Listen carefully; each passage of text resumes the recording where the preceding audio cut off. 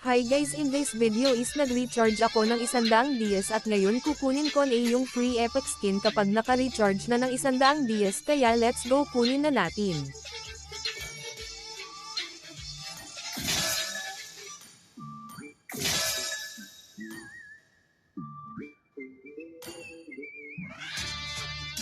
Fighter lane ang pinili ko.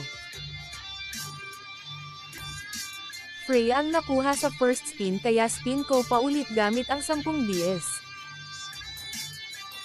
At ayun, Masha na nakuha ko, kaya kukunin na natin.